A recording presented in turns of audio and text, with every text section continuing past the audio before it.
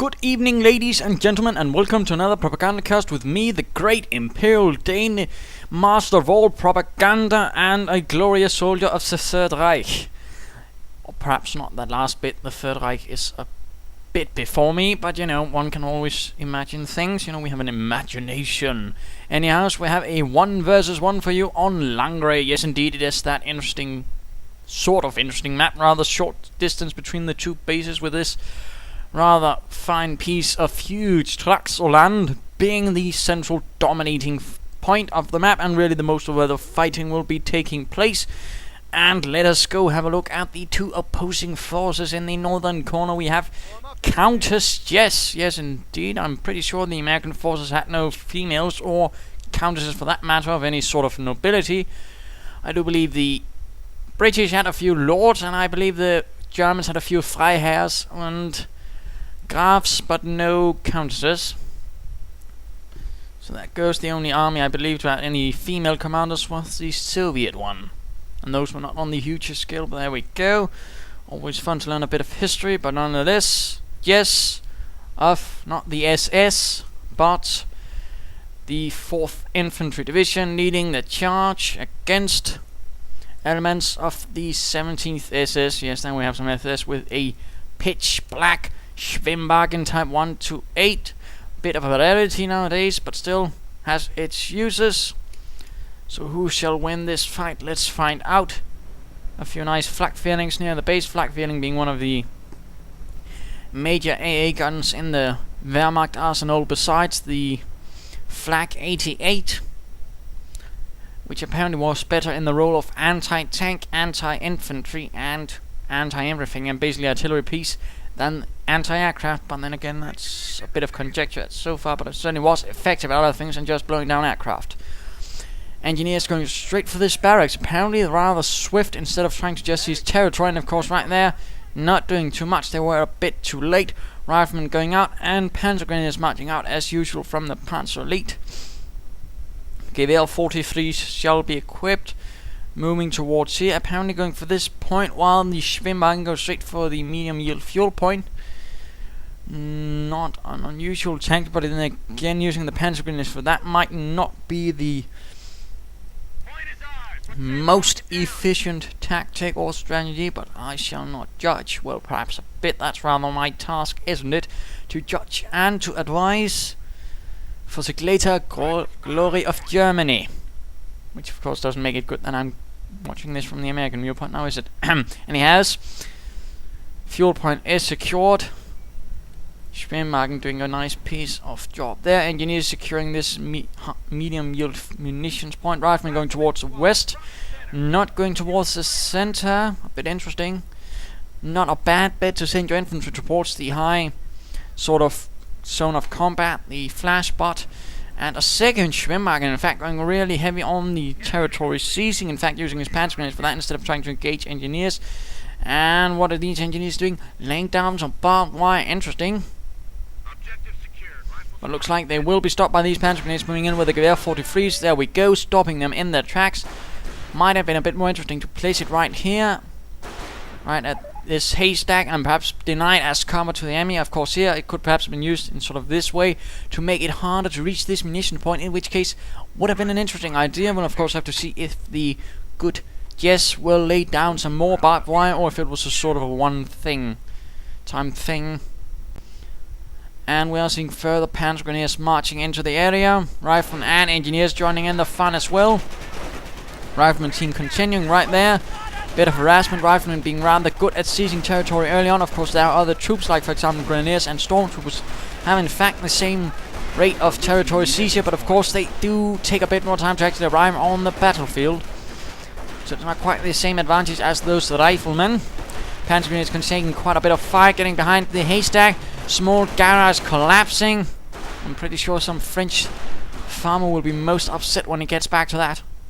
My garage, what did you do, you stupid Americans? At least the Germans kept it there. Mostly.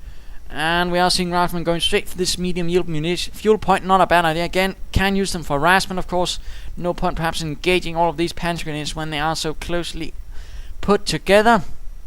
We'll of course have to see how this progresses.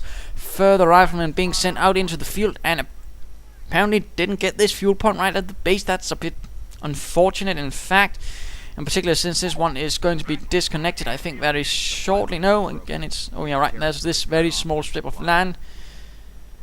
But, of course, still usually want any sort of fuel points right next to the base, unless you are, of course, extremely bold and daring, which can sometimes work. But, of course, it also has a large amount of risk. And, of course, someone who catches you at it will, of course, be able to punish you for it rather severely. American assault force moving in, a full large squad, engaging one team of Panzer Grenadiers, no full squads there. Further teams then moving in to support.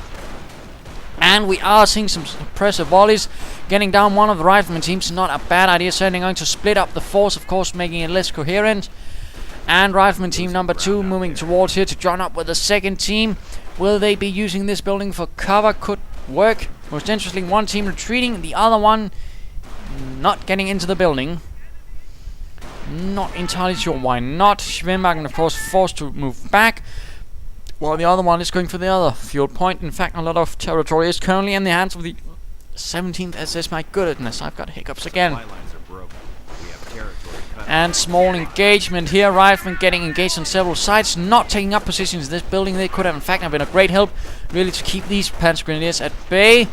Southern team forced to retreat in the face of all of these semi-automatic rifles. The M1 Garand, the Panzer Grenadiers only equipped with the Gewehr 43s in lesser numbers, not really as mass-produced as the bolt action rifle Karabiner 98 Kurz, which was basically a modified version of the World War I rifle. Or was that? Oh, I can't remember. Nonetheless, carrying on here. Panzer Grenadiers forced back, Schwimwagen as well, but it has secured this fuel point, rendering the American commander in a desperate shortage of fuel, I believe. Scout car hitting the field. Sonderkraftfahrzeug 222. Yes, in fact, 222. The one with the autocannon is 223. Fun designations as always. No mines, though, to really help the Americans. Again, could be used to sort of defend some of these points. Mines are always helpful in that capacity, of course. Schwimmwagens can, of course, spot those and ignore them, but at the same time, against Panzer Grenadiers, quite useful. Americans going towards the east because there are no Panzer Grenadiers. Not a bad idea to sort of shift. And my goodness, he has gone for tank destroyer, using his Schwimmwagen to lay down mines. And yes, indeed, that is something Schwimmwagens can be used for. In fact, to lay down mines. Very little in mines. In fact, of course, one of the few early owners that can. Although you should note, it in fact costs more than, for example, engineers or pioneers to lay down mines. In fact, it costs 35 munitions. So again, keep that in mind before you begin doing it. And we are seeing incendiary grenades being used as well, so munitions is not going to be a problem for this Panzer Elite commander, it seems. Of course, incendiary grenades aren't really the sort of thing you just throw into a huge throng. It's more better in denying your opponent cover or buildings. It's not really the sort of thing you're just going to throw in and then, haha, I shall blow up your men. No, that's what actual grenades are for. Or if your opponent is very slow, satchel charges, but not something I'd actually rely on, and I'd not recommend it at all. Panzerjäger command, again the sort of incredibly standard Panzer Elite play, going straight for the armored cars. Most likely we'll probably also be seeing some assault rifles, and scout car just charging into things. Not the best move. As you might notice, it's in fact taking quite a bit of damage. Scout car is not a happy car, although it does look very stylish in its jet black colors, circling around those Americans and trying to seize the point while under fire. My goodness, that's a bad sense of priorities. And Panzer Grenadiers out in the open. There we go. Good use of incendiary grenades there, denying cover. The good Major finally getting those troops away. Riflemen, though, standing out in the open, and we are seeing defensive veterans up for those Panzer Grenadiers, but they shall have to be retreated. And I do believe we have a misclick there, but it does mean, of course, we are seeing pineapple grenades out for the American forces. And rifleman team barely makes it out of there. Interesting nonetheless. Of course, pineapple grenades is a good start. Schwimwagen going for this cutoff point. Very bold, not a bad idea, but due to this point, in fact, it wouldn't have done much since that would have in fact connected everything there. A bit of a longer route, but what saved Jess's supply lines there, which is of course a good thing. You always want, if possible, some sort of redundancy in your supply lines. And we are seeing the Panzer Elite lining up for some fresh assaults. We are seeing increased squad sizes thanks to the logistic company granting that, and we are probably going to see an armored car coming out of there. Rifleman taking a bit of cover here. Haystack is on fire, slowly smoldering. Not the best place to hide. Then again, it is a good place for a barbecue, I suppose. Riflemen marching towards the south. We are in fact seeing 5 riflemen teams. That's quite extraordinary. And we're also seeing a supply yard. So we'll probably be seeing some armored cars very soon, probably as soon as manpower becomes available for the Americans. Riflemen being quite a huge drain on the manpower rate, and of course that's why we want to be a bit careful getting all those riflemen, as they are quite greedy compared to a good German soldiers. American soldiers wanting all sorts of things like food and candy and I don't know what. Of course, German soldiers want food as well, but let's not go there. Armored car moving in, blasting away with this auto cannon. Grenadiers joining in, and there we go, a well-placed grenade, really clearing out those Panzer Grenadiers, leaving numerous wounded, and of course no Panzer Grenadier medics to actually help those poor buggers into safety. Of course that would have caused some other problems, and Riflemen forced into a full rout, nothing to help them. And Scout car not getting the logistic upgrade to really perhaps secure some of those munitions points and get extra munitions. Perhaps get some more mines down with that Schwimmwagen would, for example, be a rather good strategy. But apparently he's not going for it, this Leithnir. Hauptmann Leithnir. Sounds more like an elf. And that's not proper Wehrmachting. We don't want elves in the Wehrmacht. That's silly. Panzer Grenadiers marching outwards. And we are seeing the armored car blasting away. Machine gun and auto cannon firing or catching one rifleman in a rather nasty spot. And he's dead. No medic stations up. Those scout car joining in the fun. Again, not entirely sure why he's going for the logistic upgrade and placing it in a slightly safer position for it. It's not really the best in frontline units. Auto cannon though joining in, and an incendiary grenade really is denying some cover usage there. But veterancy 1 up for these riflemen, but the fire might cut that short, and there we go. Oh dear, is going to... Is that infantry team going to be lost this quickly? My god, no, dear. That's just not right. And riflemen getting cut down. Leithnir. I'll just call him Hauptmann L.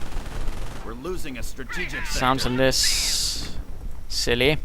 And there we go. M8 armored car, Greyhound armored skirts, and we might even see an 50 caliber machine gun being mounted on this. Going to really put the fear of Uncle Sam into those Panzer Grenadiers. Schwimmwagen moving about. Panzer Grenadiers looking to be in smaller and smaller numbers. In fact, let's go have a look at Hauptmann L. Riflemen moving in, and we're not seeing... Yes, there we're in fact seeing a Marder being built. Quite interesting. Probably going to put a stop to this armored car, of course, if we can catch it correctly. And my goodness, again, what of this... Trying to take points with your armored car while it's under fire, in particular from another armored car. That's not the best choice there. And Panzer Grenadiers charging right in.